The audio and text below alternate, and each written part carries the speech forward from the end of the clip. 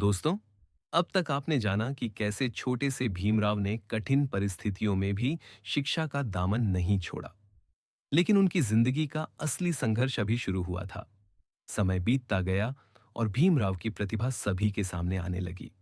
उनकी लगन और मेहनत को देखकर बड़ौदा के महाराजा सयाजीराव गायकवाड़ ने उन्हें उच्च शिक्षा के लिए छात्रवृत्ति प्रदान की।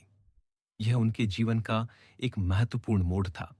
अब वह दिन आ गया जब भीमराव को विदेश जाकर पढ़ाई करने का अवसर मिला। जब वे अमेरिका पहुंचे तो उनकी आंखों के सामने एक नई दुनिया थी। वहां लोगों को उनकी जाति से नहीं बल्कि उनकी योग्यता से पहचाना जाता था। पहली बार उन्हें महसूस हुआ कि इंसान को केवल इंसान समझा जा सकता है। उन्होंने पूरी मेहनत के साथ पढ़ाई शुरू कर दी। दिन में कक्षाएं और रात में पुस्तकालय।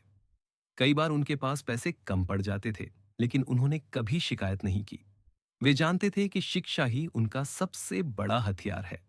उन्होंने अर्थशास्त्र, राजनीति, समाजशास्त्र और कानून का गहन अध्ययन किया। किताबें उनकी सबसे बड़ी मित्र बन चुकी थीं। उनके साथ ही आराम करते थे, लेकिन भीमराव घंटों पुस्तकालय में बैठकर अध्ययन करते रहते थे। उनके मन में एक ही विचार था, यदि मुझे अपने लोगों का जीवन बदलना है तो मुझे ज्ञान के शिखर तक पहुंचना होगा। अमेरिका में शिक्षा पूरी करने के बाद वे इंग्लैंड गए। वहां भी उन्होंने अध्ययन जारी रखा। उन्होंने दुनिया के श्रेष्ठ संस्थानों से उच्च शिक्षा प्राप्त की। लेकिन दोस्तों, इतनी बड़ी उपलब्धियां हासिल करने के बाद भी उनका संघर्ष समाप्त नहीं हुआ था। जब वे भारत लौटे तो उन्हें उम्मीद थी कि अब समाज उन्हें सम्मान देगा। लेकिन वास्तविकता कुछ और ही थी। एक उच्च शिक्षित विद्वान होने के बावजूद उन्हें केवल उनकी जाति के कारण अपमान सहना पड़ा। बड़ौदा में नौकरी के दौरान उन्हें रहने के लिए घर तक नहीं मिल रहा था। जब लोगों को उनकी जाति का पता चलता तो वे उन्हें घर से निकाल देते। एक रात ऐसी भी आई जब उन्हें अपना सामान लेकर सड़क पर बैठना पड़ा। उस रात भीमराव की आंखों में आंसू थे, लेकिन उन आंसुओं के साथ एक संकल्प भी जन्म ले चुका था। उन्होंने मन ही मन कहा, मैं इस अन्याय को बदल कर रहूंगा। यही वह क्षण था जब एक विद्यार्थी समाज सुधारक बनने की ओर बढ़ रहा था।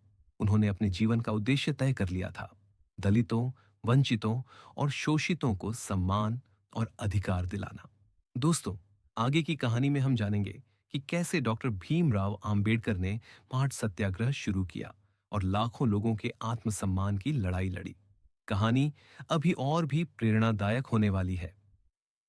अगला भाग मार्च सत्याग्रह और पानी के अधिकार की ऐतिहासिक लड़ाई से शुरू होगा। दोस्तों, अब डॉक्टर भीमराव आंबेडकर केवल एक विद्वान नहीं रहे थे।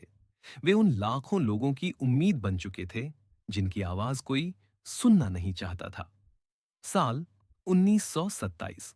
महाराष्ट्र के रायगढ़ जिले में एक तालाब था जिसका नाम था चावदार तालाब।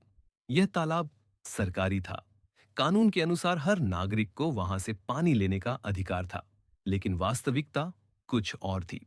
दलितों को उस तालाब का पानी लेने नहीं दिया जाता था। सोचिए, जिस पानी को प्रकृति ने सबके लिए बनाया, उस पर भी भेदभाव किया जा रहा था। डॉक्टर आंबेडकर ने यह अन्याय देखा।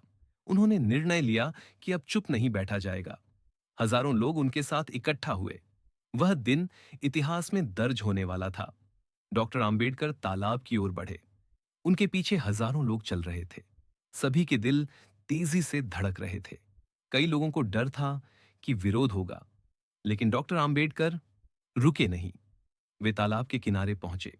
उन्होंने अपने हाथों से पानी उठाया और पी लिया। उनके साथ हजारों लोगों ने भी पानी पिया। यह केवल पानी पीने की घटना नहीं थी, यह आत्मसम्मान की घोषणा थी। यह संदेश था कि कोई भी इंसान जन्म के आधार पर छोटा या बड़ा नहीं होता। लेकिन विरोध भी हुआ। कट्टरपंथी लोग क्रोधित हो गए। उन्होंने हिंसा की। कई लोगों पर हमले हुए। लेकिन डॉक्टर आंबेडकर पीछे नहीं हटे। उन्होंने कहा, मनुष्य की महानता इस बात में नहीं है कि वह कितना ऊंचा उठा, बल्कि इस बात में है कि वह समाज को कितना ऊपर उठा सका। महाड सत्याग्रह ने पूरे देश को हिला दिया। अब लाखों लोग जागने लगे थे। उन्हें समझ आने लगा था कि सम्मान भी एक अधिकार है। इसी दौरान डॉक्टर आंबेडकर ने एक और ऐतिहासिक कदम उठाया। उन्होंने मनुस्मृति दहन का आयोजन किया। उनका मानना था कि समाज में फैली अनेक असमानताओं को धार्मिक आधार देकर मजबूत किया गया है।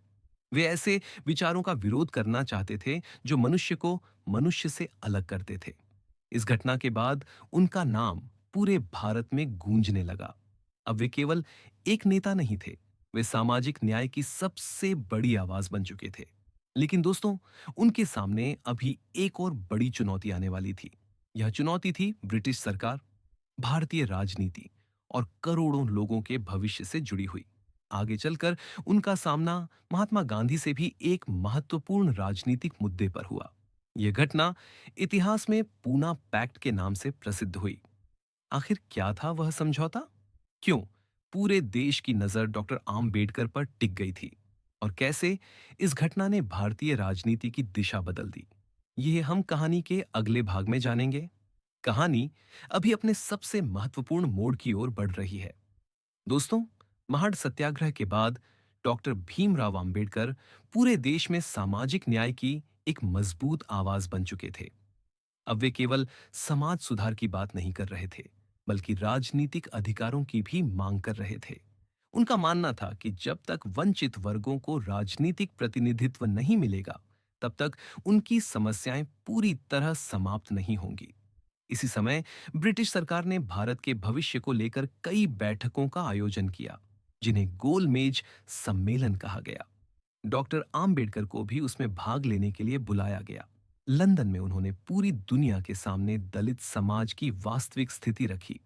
उन्होंने बताया कि भारत की स्वतंत्रता महत्वपूर्ण है, लेकिन सामाजिक समानता भी उतनी ही आवश्यक है। उनकी बातें सुनकर अनेक लोग प्रभावित हुए। 1932 में ब्रिटिश प्रधानमंत्री ने दलितों के लिए पृथक निर्वाचन, सेपरेट इलेक्टोरेट की घोषणा की। डॉक्टर अंबेडकर को लगा कि इससे वंचित समाज को अपनी स्वतंत्र राजनीतिक आवाज मिलेगी। लेकिन महात्मा गांधी इस प्रस्ताव से सहमत नहीं थे। उन्होंने इसका विरोध किया और जेल में आमरण अनशन शुरू कर दिया। पूरा देश चिंतित हो गया। एक तरफ करोड़ों दलितों के अधिकारों का प्रश्न था, दूसरी तरफ गांधी जी का जीवन दांव पर लगा था। ऐसे कठिन समय में डॉक्टर आम्बेडकर पर बहुत दबाव डाला गया। उन्होंने कई दिनों तक विचार किया। अंततः गांधी जी और डॉक्टर आम्बेडकर के बीच एक समझौता हुआ, जिसे इतिहास में पूना पैक्ट कहा जाता है। इस समझौते के बाद पृथक निर्वाचन की जगह आरक्षित सीटों की व्यवस्था स्वीकार की गई। यह भारतीय राजनीति का एक ऐतिहासिक क्षण था। लेकिन दोस्तों, डॉक्टर आम्बेडकर का अंतिम लक्ष्य केवल राजनीतिक अधिकार नहीं था। वे एक ऐसे भारत का सपना देखते थे जहां हर व्यक्ति को समान अवसर मिले। समय आगे बढ़ता गया। फिर आया 1947। भारत स्वतंत्र हो गया। देश को अब एक ऐसे संविधान की आवश्यकता थी जो सभी नागरिकों को समान अधिकार दे सके। जब संविधान निर्माण समिति का गठन हुआ, तो डॉक्टर भीमराव आम्बेडकर को उसका अध्यक्ष चुना गया। यह उनके जीवन का सबसे बड़ा दायित्व था। उन्होंने दिन रात मेहनत की, हजारों दस्तावेज पढ़े, दुनिया के अनेक देशों के संविधानों का अध्ययन किया। उनकी कोशिश थी कि भारत का संविधान न्याय, स्वतंत्रता, समानता और बंधुत्व के सिद्धांतों पर आधारित हो। कई बार वे देर रात तक काम करते रहते थे। उनकी सेहत भी प्रभावित होने लगी थी, लेकिन वे जानते थे कि यह कार्य केवल उनके लिए नहीं, बल्कि आने वाली पीढ़ियों के लिए है। 26 नवंबर 1949 को संविधान सभा ने भारतीय संविधान को स्वीकार कर लिया। उस दिन डॉक्टर आम्बेडकर का वर्षों का सपना साकार हुआ। जिस बच्चे को कभी स्कूल में पानी तक नहीं पीने दिया गया था, उसी ने करोड़ों भारतीयों के अधिकारों की रक्षा करने वाला संविधान बनाने में प्रमुख भूमिका निभाई। लेकिन उनकी यात्रा अभी समाप्त नहीं हुई थी। आगे हम जानेंगे कि डॉक्टर आम्बेडकर ने महिलाओं, मजदूरों और समाज के कमजोर वर्गों के लिए क्या-क्या कार्य किए और क्यों उन्होंने अपने जीवन के अंतिम वर्षों में एक ऐतिहासिक निर्णय लिया। कहानी का सबसे भावनात्मक अध्याय अभी बाकी है। अगले पार्ट के लिए सब्सक्राइब करें। जय भी दोस्तों।